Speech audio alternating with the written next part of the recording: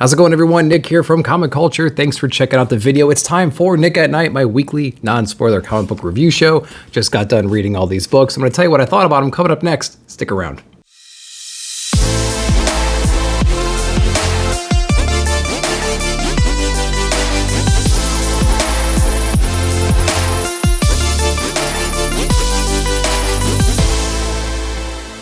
All right, welcome back. So I'm going to go over all the books I read this week. I'm going to tell you what I thought about each and every one of them. I'm going to go ahead and put up a grading scale here. I'm going to place that cover on the grading scale just to show you how they all stack up against each other. So with that out of the way, let's go ahead and get into the big two as we always do. We got Marvel first with Immortal X-Men. So I got that variant cover right there. This is actually from Karen Gillan, and this is actually drawn by Michael Bandini, I believe it is, and doing his best impersonation of Pepe Larraz he possibly can in this book. At least some of the X books are a little bit consistent on the art side, but every once in a while you get some wonky panels from time to time. So Immortal X-Men and X-Men proper have been my favorite X-Men books so far that have come out of this new, I don't know, slew of X-Men books that have been coming out lately. But I gotta say, this particular issue, Immortal X-Men number 5, didn't really do it for me. We're basically following the character of Exodus, which I don't really have a whole lot of backstory on, but they do cover a lot of that inside of this book. And they touch on a lot of different aspects of like his struggle and what he's going through and some of the internal things that he's struggling with or whatever. And is trying to tie it into this whole Eternals versus the mutants battle right here. And so we do touch on a little bit of that. There's some overlaying storylines that we may have heard from Acts number 1. And so, you know, it didn't do it for me at all, honestly. Did not really appreciate pretty much anything that happened in this book. It was kind of like a filler issue, which is like a shame because I feel like the main X-Men run and this run, they seem like they had an interesting thread going on, but they kind of like throw all these weird like stuff, like filler issues randomly into the runs. And I'm like, why did we need that? We only needed about 2 pages of that whole 22 or 23 page story. And I just didn't understand why they would do it. I mean, are they just buying time for certain things? I don't know, but this was my least favorite issue of Immortal X-Men. Typically it would be a book that I would recommend, but I don't see any reason for this issue number 5 to even exist. So let me know what you thought down below. If you're a huge Exodus fan and you just loved everything you saw about this, let me know down there. Let me know why he's a cool character, what was going on in this issue. This is a skip if you're reading Immortal X-Men as far as I'm concerned, especially if you read Acts, that Judgment Day number 1 issue. But yeah, not really digging this one. Next Marvel book we read this week was Moon Knight issue number 14. This is from Jed MacKay, and Cappuccio is on the art for this one. And we are kind of back into our awesome Moon Knight run with this issue. It's coming off of the first issue of this newest arc, issue number 13, and so we did get introduced into the new direction that Moon Knight's going to go into. We had the whole Zodiac thing in the first couple of arcs, and didn't really dig that one. I liked understanding who Moon Knight was in that first couple of arcs, but like the villain didn't really do it for me. But the execution was pretty decent and the art was killer, so I kind of just went ahead and read through that. But issue number 13 was at least intriguing. It brought in some, I don't know, C, D level characters, villains, and they introduced some new people as well, and they're focused on Moon Knight. And it actually has like a throwback to Moon Knight's this runs issue number 1 with Moon Knight and the Vampires. And so I'm a little bit more excited about the direction we're going into now, as opposed to the villains that we had prior to that. But this issue is really, really interesting because this is actually Moon Knight sitting down and having a internal discussion with all of his other identities, which is awesome. If you guys are long-time Moon Knight fans, you know all the different identities and their different purposes and everything like that. So it's literally a gigantic battle issue with Moon Knight versus a couple of these new characters we got introduced to in the last issue. And while he's in this battle, he's having this personality discussion internally, and it is pretty cool. And he does kind of get his ass kicked a little bit, and all that is unpacked inside of this discussion he's having with himself and all of his different identities. So I thought that was really, really cool how they were able to balance both of those elements.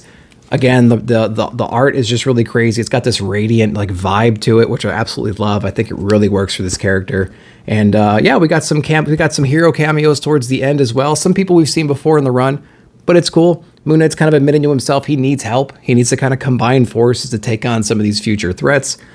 So yeah, it was really, really fun. I had a really good time reading this one. So if you're into the Moon Knight stuff, definitely check out issue number 13 and go into 14 for sure. And that was actually it for the Marvel books. We're going to jump into DC next with a new number 1 from Dan Watters. We had Sword of Azrael from DC Comics new #1. I was excited for this one because I actually enjoyed the portrayal of Azrael inside of Arkham City, Order of the New World. Of course, that was drawn by Danny, and Danny's not on this book. There's another artist on this book who has kind of like an anime-ish kind of touch. Some of the fight scenes, some of the facial expressions are kind of anime-ish in a way, and I'll show you an example of what I'm referring to right here. So you can kind of see some of that barrage of punches and stuff like that, and some of the faces, if that's actually clear enough for you to see. So the art style did kind of take me back because I was used to Danny's artwork. But with that said, it did kind of work inside of this book. I thought that was interesting. But essentially, we kind of have like an origin story. Not really. We have our monk who's trying to hold back like the spirit of Azrael, and he's gone off in some kind of monastery, and he's living the monastery life right now with this demon kind of building up inside of him. We do have like a Venom Eddie Brock moment from time to time where there's just like internal dialogue going on, this internal conversation, and I think that was pretty cool. We are introduced to an outsider in the story, and she's kind of looking for him, and he's kind of holding back his identity, and you can see how it's so difficult for him to hold back on this. Like, what is her deal? Why is she looking for me? What's bringing her here? What's possessing her to come find me? Things like that. And we also get some Vengeance cameo in here, surprisingly. And there's a little bit of bait and switch as far as what her motives are and who this mysterious girl is who showed up. So there's an interesting little mystery going on in here. And if you like Azrael as a character, it feels like another street level character. It feels like a Moon Knight type of a character. And so, I've been digging that. I feel like the street level heroes are obviously easier to connect with because you can just relate to them more easily, right? Instead of these big giant cosmic threats that are just kind of mind blowing in scale, at least. So I thought this was a pretty fun book. The art kind of took me back, but it wasn't bad. It didn't make me like not want to continue reading the story at all. It had its moments for sure where that style really shined. And so I dug that. It was pretty interesting. Decent cliffhanger at the end. It is only 6 issues. So I might stick it out for the rest of it. But let me know if this book blew you away down below in the comments. The next DC book we read this week was DC vs. Vampires issue #8. Got that awesome variant cover there from James Tynion and co-written by Rosenberg and Schmidt on the art. So this book is actually really fun. I do like these Elseworld DC books, kind of like Deceased, things like that. Things we can take our normal characters, take them out of continuity. We can do things to them and create storylines for them that they just could never do otherwise, right? And so it's kind of fun to see when the heroes are completely down and out. They're being completely overrun by whatever chaos is going on, kind of like a crisis event. But sometimes there's not necessarily a happy ending, and there's tons of casualties usually inside of these books here. And they take on some of the biggest names in the DC verse for sure when they do things like this. So very interesting premise. And basically in this one, DC versus vampires, it's pretty straightforward. We're on issue #8. Vampires have essentially taken over the world. We know who the Vampire King is, and it's somebody that we all kind of know and love, I suppose.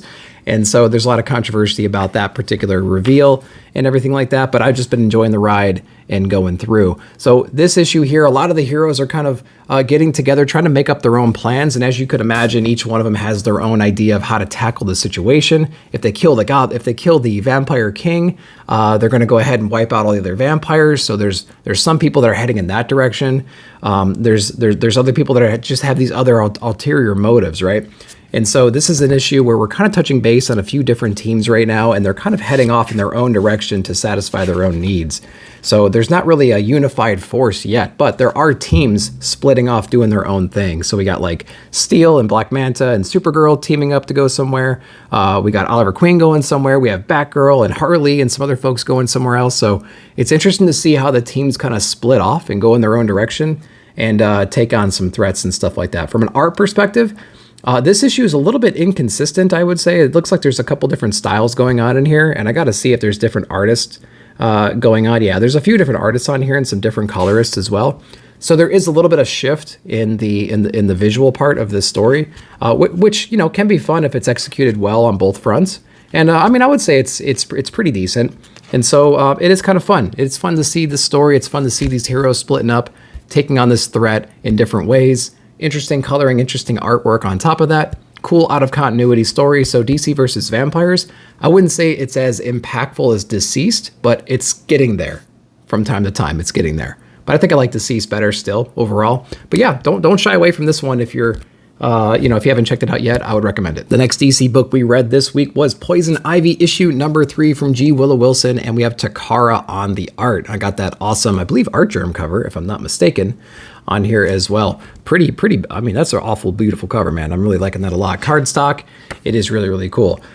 So Poison Ivy's been an interesting book. We do have some idea of like why she's going on this kind of one-way mission, right? She's trying to do what she can to affect the entire world with this organism that she can kind of produce out of her body. And so she knows it's going to take her out, and she's going to take out as many people as she possibly can as well. I think I'm struggling on like the rationale behind all that, but I remember in the old like Tynan runs and Rom V runs and Catwoman and stuff like that, Poison Ivy back then had essentially like godlike powers. She had like a split personality thing going on. Like the goodness part of her was all stripped out, and just the ruthlessness of her was running Eden underneath Gotham or wherever. And she had like this infinite power almost. She was actually about to completely destroy Gotham back then by rooting through like the bedrock and stuff like that. And she was going to collapse the whole city on itself way back then. So anyway, I think she had like this big power struggle, and she realized when she kind of came to and her personalities got put back together that I think she kind of missed that. And I think she's on some kind of revenge mission. I'm trying to iron all that out still in my head, but this is essentially her road trip. And she's kind of narrating her road trip and her thought process and her logic on in like a diary that she's going to send back to Harley, because she really, really misses Harley apparently inside of these issues. But a lot of these books, a lot of these issues have been like her on this gigantic road trip, and she's meeting all these random strangers, and they're not really instilling like life lessons onto her and making her change her mind, but she's at least connecting with people. And as she's connecting with them, she's kind of reminiscing on the fact that like, oh yeah, this person's going to be dead, or you know, I have to keep going with my mission, regardless of who I'm meeting and whatever kind of impact they have on me. And this is kind of like not really like a filler issue. There's a few things that happen in here that kind of push the story forward just a little bit, but I would say it's definitely a slower issue for sure. And but it's still really, really cool. There's some like flashbacks and some nightmare stuff that she has in here. There's this weird threat that's been kind of following her. It's like a shadowy kind of a threat. There's a little hint to her kind of maybe spacing out and having like blackout moments, and she's doing stuff while she's blacked out and she doesn't remember doing it. So we're going to explore that as we keep going. But yeah, as I read this, I'm trying to piece together her basic motive and where she's going and how she's going to actually perform this action to kind of take everybody out. Cool coloring, cool art, interesting story. This is probably the weakest issue so far of the, 3 that have come out so far. But let me know what you thought about Poison Ivy if you read it down below. All right, the next DC book we read this week was Dark Crisis issue number 3 from Joshua Williamson. And I actually got this cover, and I got the variant cover as well with, I think, Red Canary on it or something like that. So that is pretty cool.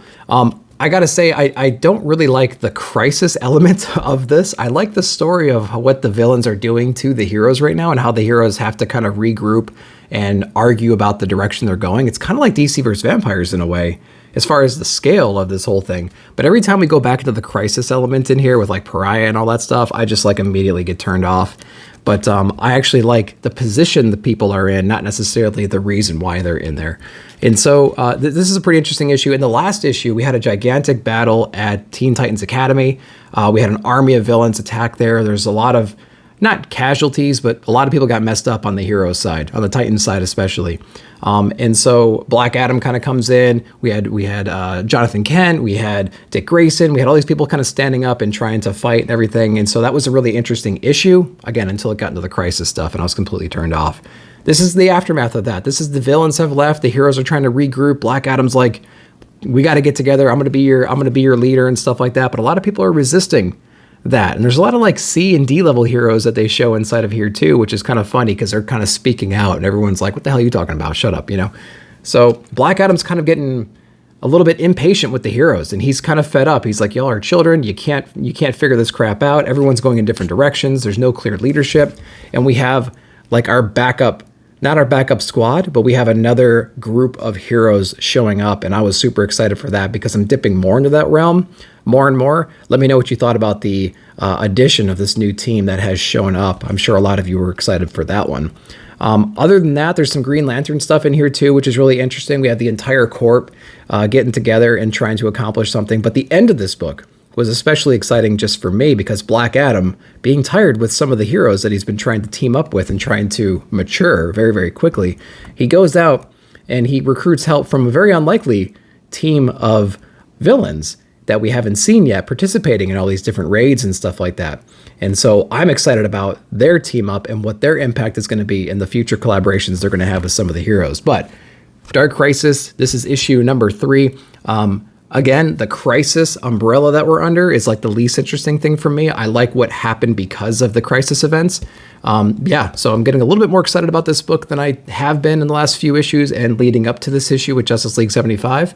But yeah, let me know what you guys are thinking about it down below. We have a few more DC books to go. We have Batman 126 with this weird Marvel homage cover. I went ahead and picked that one up with Failsafe and Batman on it. I think it's ASM 316 if I'm not mistaken. And so this is actually a pretty interesting issue. It's cardstock. Execution's pretty good. Man, we have Jorge Ramirez on the art for this book, and I am so happy about that. He's probably one of my favorite artists out there right now. Just knows how to draw action and combat and like debris really well. And just the composition and the layouts and everything is really cool. So I'm going to flash you a page here. Hopefully it goes into focus. It's very interesting to see what he's kind of able to accomplish with some of these pages. It's really fun. So basically in the first issue, we basically had the introduction to a character called Failsafe. It presumably came out of some kind of a pod inside of the Batcave, and it's this robotic being. And we don't really know much about him, but it actually attacks Bruce after he gets back from his mission inside of the Batcave, and things do not go well for Bruce at all. Whoever developed this robot was extremely skilled, and it is way too much for Batman to handle on his own. So we have a bunch of other heroes kind of teaming up and helping Batman out because things get serious very quick. This robot is not messing around and not taking its time completing whatever mission it was sent on. So the fact that Pepe Larraz was able to draw all this in the way that he did, it showed a lot of fear in Batman, which is really kind of surprising and interesting because that character is just so well prepared for everything. This was actually pretty fun, and it lets you understand the gravity of the situation very quickly. Even when the Bat family kind of shows up to help out, things don't go very well for everybody. So it's a very interesting dilemma that they have to deal with right now. Now, towards the end of the book, when everything's kind of said and done, they do have a pretty deep cut into Grant Morrison's run related to a Batman persona. And so it's going to be interesting to see how that plays out. This whole thing was new to me. I had to do some research on it because I wasn't around back then reading comic books. And so it was an interesting direction to go. I definitely did not see it coming for sure. And I know some people out there who kind of recognize this persona are really interested in it. And so that's pretty fun.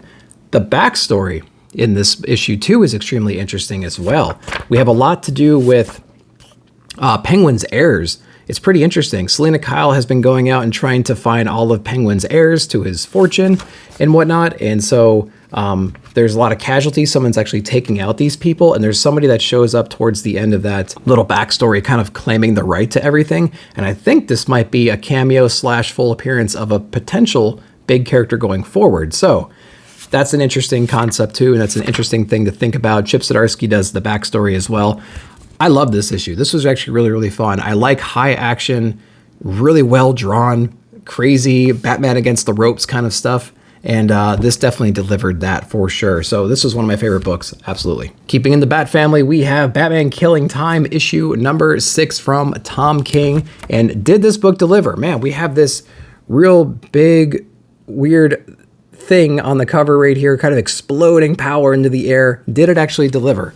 Was this item they've been chasing for 6 issues now actually something revolutionary and completely holding the world in their hand, so to speak? Is, you know, they've mentioned that a few times, of being able to hold the world in your hand. The answer was no, not for me. So the payoff did not make any sense. Now we do have some explanation on the very last issue of what exactly the item is. Did it blow me away? No. Is it literal power in your hand? It's conceptual power. It's more of like there's a deep meaning behind the item, but it's not something that you would actually use to rule the world, literally speaking, I suppose. So it's all like a conceptual thing, which is interesting. We do have an answer to who's kind of been narrating all these time jumps the whole time, and that was fun, but like, okay, yeah, sounds good. And then, you know, the action in this issue, it's a lot of recap. It's a lot of going back in time, retelling some events that led up to other events, things like that. crazy Batman stuff. Batman doing crazy Batman stuff, man. Just, you know, whatever. Impossible things. And so, you know, did it wrap up the story?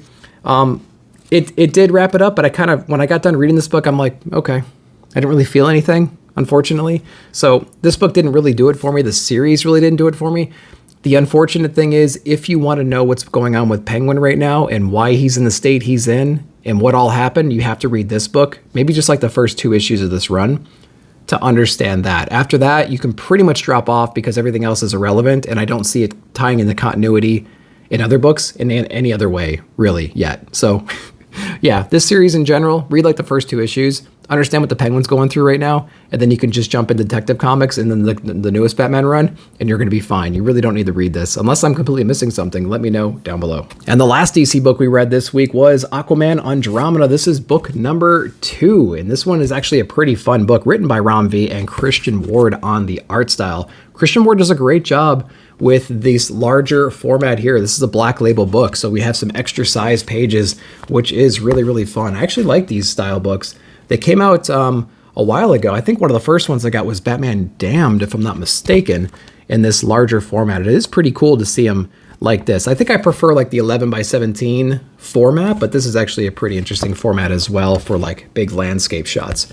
So what's going on in Aquaman Andromeda? So Robbie at Pop Culture Philosophers pretty much summed it up perfectly. It's basically the movie Sphere, but it's with Aquaman and some other characters. We have this unknown alien object supposedly inside of the ocean. We have this secret government agency with like ulterior motives, and they're not really telling the scientists on board the full story, the full truth. They're gonna go down there and explore what this thing is. And we have Aquaman on the outside too, extremely curious, and he's kind of like being called to it in a way. He's kind of facing his own mortality. He's getting these strange, weird urges and these strange feelings, and he's going to kind of go down there and see what's going on as well. There's an interesting battle with like a kraken in the first issue and things like that, and it was interesting. But this issue here focuses on the scientific team going down there and infiltrating this alien object and exploring it and seeing what's going on. The interesting thing in here is that they kind of find there's not really a lot going on inside the place. It doesn't seem like it should exist. It shouldn't be the way that it is. It should have collapsed. It's not really what they expected. They expected the kind of like an alien ship or something like that with inhabitants. That's not exactly what they found. And what they're bringing back to their ship is a lot of internal struggle and things like that, and there's obviously some kind of connection between what the ship was able to plant inside of their minds, and it kind of feeds on their fears and their insecurities and their past and things like that, and they all start basically attacking each other, which is interesting. Of course, we do get some Aquaman stuff in here too. He kind of plays the savior in here, and he kind of plays the you shouldn't be here kind of a character for some of the folks. Black Manta's in here as well, showing up, kind of asserting his dominance wherever he goes. And I will say visually, this book is really, really cool. It's an interesting art style for sure, because some moments are really drawn really, really well, and they're very detailed. Some of them are very vague, but I think it works for the overall theme, and the coloring really makes everything pop in here too. And again, they take full advantage of the format of this book as well. So I do like that. So here's just a couple shots of what you might expect interior-wise. Again, really interesting coloring, interesting art, and interesting technology they use to actually get inside of the ship too. They have like these wetsuits and breathing apparatuses, which are pretty fun. So yeah, an interesting book so far. It's not a Aquaman-centered book. It's mostly about this scientific / military, secret military crew exploring this weird alien ship, and Aquaman just happens to be around at the same time. So there's a little bit of play there too. So if you're thinking this is like a Aquaman-centered book, it hasn't been so far. He's just around and interacts with the crew that's exploring the ship. So pretty interesting perspective. It's Ram V in the writing, so you know it's going to be very interesting. So definitely check this one out if you haven't yet. And so we're out of the big two now. We're going to jump into some indie books, starting with AWA, one of my favorite new publishers that have come out lately. This is issue number 1 of Sacrament from Peter Milligan. And we have, Marcelo Frusin, I think, on the art. I may have completely butchered that, but that is okay. We're going to try anyways. So Sacrament number 1, this is actually a book that was on a lot of people's radar, as is a lot of AWA books as of late, because they're putting out a lot of really cool stuff. On the back here, they actually show Absolution number 2 coming out soon. We have New Think coming out, The Joneses, Devil's Highway. They have a lot of cool stuff out, and they have a lot of interesting like 5-issue runs that have ended already. So highly recommend some of the AWA stuff, because it's some of the best comics in the indie scene for sure out. So we're going to be dipping into this one. What is this one? This was an interesting take on theology in general. This is basically modern day priests kind of taken to the stars. Society has moved beyond Earth. They're kind of all over the place right now. So what does that mean from a religious perspective, right? How do they carry out their religious traditions? How is it seen from planet to planet? And how has it evolved over time? So it deals in a little bit of that. For instance, Rome is now not just a city on Earth. It's actually a giant spaceship in the sky, and it has a gigantic cross on it and stuff like that. They're traveling from planet to planet. These little cells of priests are traveling from planet to planet. And they're performing different masses and stuff like that. They're handing out communion, but communion is not exactly what we would expect it as it is nowadays. They're actually performing it with like digital assets that actually triggers certain parts in people's brains to get them like high in a way. It's a very interesting thing. But we actually follow this one priest right now who has a lot of demons in the past. He's actually struggling with his faith. He actually performs exorcisms or co-performs exorcisms. And one of his roles right now is he's kind of traveling from system to system, doing communion, doing mass, and actually helping perform exorcisms when he can. But there's this new weird thing going on. There's this new weird possession going on in this certain space right now. And he's been tasked to kind of help out and investigate what this new exorcism might be. And so it's a pretty interesting take, interesting artwork. It's not Mike Deodato, which you actually see from time to time on these kinds of books, but it actually works out pretty well. Interesting story. I do like the internal struggle. I do like where they took the theory of how religion can work many years in the future. It's like 1,000 years from now or 800 years from now, something, whatever it is. And so I thought that was very interesting how they handled it. And it kind of made sense in a way, actually. And so, yeah, I was kind of hooked on this one. So Sacrament, this is only 5 issues. Issue number 1 was pretty good so far. If you read it, let me know what you thought down below. All right, we're going to jump over into some Image Comics next. We have Top Cow Metal Society issue number 4. And I'm telling you, Zach Kaplan and Balby on the art. I'm absolutely loving this book in general. This is a pretty interesting issue. This issue, or this run in general, I think when the issue number 1 came out, it made one of my top books of the month. I think issue number 2 was in the top 2 or 3. Issue number 3 was one of my favorite books of the last couple months. And then issue number 4 is out, and it's continuing the trend right now. I'm telling you, if you're not on Metal Society, jump in on it for sure and check it out. Especially if you read Not All Robots and you like that vibe, you like that political commentary from both sides, from the robot side and from the human side, you're totally going to dig this one as well. So I highly recommend it. But yeah, this book was actually really, really fun. This one actually dives more into our main character, our main female human character, and how she's preparing to train and things like that for the upcoming battle against the robot she was teamed up against. And so it does a really great job of balancing the human element and the robotic element from their internal perspective, from their political perspective. She's being influenced by different people from different sides of the camp saying, you know, you got to push through. You can do this. You can take these guys on. She has other people trying to tell her that he's going to kill you. You can't go into this ring. It's a big, giant political battle on the human side and on the robot side. He's getting that same kind of feedback from his own crew as well, which is really interesting because at the end of the day, it's on them. And they're getting fed up from all different directions, all different opinions, and they have to do what they think is right. And there's a really cool confrontation between the two of them leading up to the battle right now, because I think the next issue is going to be our battle issue.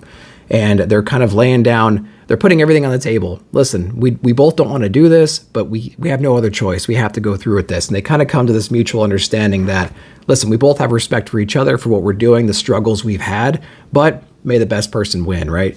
And so it's going to be a very interesting issue number 5 for sure. I'm super excited about it. The buildup has been crazy in this book because we started issue number 1 with essentially the ring announcers bringing the people to the ring and them saying fight, right? And then we kind of go back and we start telling the story of how we got there. So I feel like the next issue is going to be the actual fight itself. I'm wondering if they're going to play it pretty straight or if they're going to play it and kind of twist things around and they're going to have some kind of like embracing instead. I'm not entirely sure. We're going to see where it goes. Metal Society, one of the best books out there in the indie scene for sure. Check it out. The next Image book we read was Little Monsters from Jeff Lemire and Dustin Nguyen. This is issue number 6. And I'm telling you, this book has gotten way better in the last 2 or 3 issues than when it started back in issue number 1 and 2. It was an interesting premise always, and the art style has never disappointed. It's a black and white art style. It takes place mostly at night because all of our little monsters are vampires, and so it makes sense to do that. They do add these interesting splashes of color when it's going to make a big impact, and I think they take full advantage of that. I really do like the art style in general, and so that was always very, very interesting. I'll actually show you a little picture of what I'm talking about here. So it might not resonate very well on the actual image or on the camera, but essentially we have a black and white city landscape, but there's all this like colored graffiti art everywhere, which I think is really, really fun and really, really cool that they do that. They use color in a lot of other different interesting ways as well to kind of show blood and things like that. So it makes it really stand out. So it is really, really fun. So that is pretty cool. Basically, we have our kids, our vampire kids. They've just kind of gotten a taste of human. They didn't really think they were around anymore. They were given like these orders from the elders that turned them not to leave the city, not to go explore. And somehow they've been able to survive without like drinking blood and stuff like that. They really didn't understand what that whole thing meant. They weren't really introduced to all that. On the flip side, a lot of these humans that live outside the cities and things like that, they were always told never to go inside the cities because that's where the monsters were. So now we finally have the clash of these two clans getting together. And of course, some of our little monsters here are embracing this newfound taste, this newfound drive for getting blood. And then we have some of them that are kind of like, no, this is not the way we should go. We were told not to do this. This can't be good for any of us. Let's go back. We see what it's doing to everybody. And we have casualties now on both sides because of this thirst, because of this hunger. And so there's a lot of internal conflict now going on with our little monsters here. So it is pretty fun. I do like what's going on here. Again, the last couple of issues have been way more exciting because it's now about the clash of these two clans, these humans and these monsters, right? And so there's a lot of cool, interesting stuff going on. So Little Monsters definitely picking it up. The first couple of issues were good, but they weren't really like, man, I can't wait for the next issue. But it's heading in that direction now over the last couple of issues, so I'm a little bit more excited about it. What do you think about it? The next Image book we read this week was Twig. This is issue number 4 from Scotty Young and Kyle Stram. And so this is actually a pretty interesting book. Again, every Twig issue is interesting. It's just a very it's a very basic on the nose hero's adventure for sure. We have Twig who's inexperienced, who knows what he needs to do, and has kind of like this companion with him right now who's kind of sarcastic, and the dialogue between them is pretty fun. I think one of the most interesting parts about this book is the playfulness in the art style. The art is incredible. It's almost like 3D. I don't exactly know how they do it. It is really, really fun. And I feel like the direction that Kyle was given from the art perspective was, listen, every single panel that you put together, I want you to create the most crazy worlds you can possibly think of, kind of like a Rick and Morty jumping through portals through different worlds where it's just like, you know, the trees all have butts and stuff like, you know what I mean? It's like, it's the weirdest crap you'll ever see. And so from an art perspective, it is really, really fun. It kind of reads like a video game RPG at the same time. He's on this quest right now to recover certain artifacts, and in combination, they're going to give him the key to be successful in his mission. So it almost feels like you're reading a video game at the same time, which of course can be pretty fun from time to time. This book has a weird underlying dark element in it as well, and I would be interested to see them kind of lean into that, but at the same time, they're kind of dancing on the line a little bit, which is pretty exciting. I'll give you a little hint about what some of the art style could be in this book. I'm trying to find one of those montage pages where it's just like they're kind of bouncing around from area to area, and it's just absolute chaos ensuing in here. So I'll show you something like this, where basically we have every single panel's essentially just like a different landscape that they're in, but they're continuing the conversations they had as they're going. So hopefully you can see that. Pretty fun stuff. Very interesting. Again, it's a hero's journey. It's a more playful version of like Kanto. Kanto is a little bit heavy, I felt like. And this book definitely has a lighter element to it. There's a lot of jokes, a lot of things like that going on. A lot of less confidence. There's a lot less confidence in the character in this book compared to Kanto, but they ride the same vein. They're in the same category. But this one feels like it's a lot more playful and childish, yet dark at the same time. So yeah, Twig, a pretty interesting book. I'm wondering if there's going to be subsequent volumes and how this is actually going to end. But yeah, I'm pretty excited for it. I'm looking forward to the next one. Check it out. The next book we got this week was Dead Lucky, issue number 1, Image Comics. So I went ahead and checked this one out. I think this is actually written by Melissa Flores, right? And then French Carlo Magno? I think I'm pronouncing that right. I'm not entirely sure. I think this is, after reading it, I want to say this is tied into the Radiant Black universe. It definitely feels like it for sure. So clarify that down below. There's a lot of commentary in the back between the writers for those two books, and there's some interesting conversation and dialogue back there that would obviously put that kind of in the same universe. It definitely has that same vibe for sure. Basically, we follow this female who's actually coming back home from serving in the military. This is set into the future a little bit, and or at least it's perceived to be, because there's lots of robots and things like that everywhere performing like street protection for this particular city. And that protection is going to leave soon. There's some rivaling gangs that are going to come in and kind of take everything out. So that's basically the looming threat. So it's a balance between her getting reacclimated back into the real world, going to therapy, figuring all this out, and then her city is actually going to be under attack by this gang that's going to be coming in soon. So we do get to meet her family and some of her friends, things like that, and we get to understand, kind of where her headspace is right now. They hint in some dream sequences and then towards the back that she might actually have some kind of a superpower, and they're leaning into that a little bit towards the end. And it's actually kind of an interesting thing. That's what actually hooked me in. It wasn't necessarily her backstory, what's going on with her city, her family, her friends. It was like, wait, does she have some kind of superpower or something like that she's had this whole time? And there's some hints to it up front about, how she's acting and who she's talking to and things like that. So I was like, that's actually a pretty cool hook. I actually like that a lot. Art style wise, if you liked Radiant Black, I think you're going to enjoy this book as well. And so, yeah, it's an interesting book. I wish that I resonated more with some of the other parts of the story going on right here. I'm interested in her superpowers and her abilities and what she can actually do and how she's going to use them to save, the situations that she's in. So maybe it'll develop over time. I'm not entirely sure. It's tied to the Radiant Black universe, I think. And I jumped out of that probably around issue 5 or 6 of the main run. And then I dipped back in for Radiant Red and stuff like that. But I'm like, I don't know if I'm into this universe or not. But let me know down below what you thought about this one, especially if you're a big Radiant Black fan and Radiant Red and everything else, and see what you think about the connection between this book and that run. Let me know. And then the last book we read this week was The Closet. This is issue number 3, if I'm not mistaken. James Tynion is on this book. Of course he is. And this book was very much like issue number 2. So if you're not reading The Closet, we essentially have this kind of a broken family situation. We have a father, a mother, and this little boy. And so the father and mother aren't getting along. Mom's got a stressful job. She comes home and complains about the same stuff all the time. Husband's not interested at all. He'd rather be on his phone or hang out with his friends or do whatever. He likes to drink a lot. They are constantly in a fight right now. Neither one of them can do enough for each other, and they're always in a big fight. And the kid's kind of witnessing this right now, and he's kind of imagining this monster in the closet kind of scenario that attacks him every night, and he's got these nightmares. And so there's a lot of metaphorical stuff going on in here about what monsters in the closet might mean. And we get this book from the perspective of the father more than anything. In the last couple of issues, he sat down with an old friend and kind of explained in a way kind of how he's feeling in general, and how miserable he is, and how he can't like do anything right as far as his wife is concerned.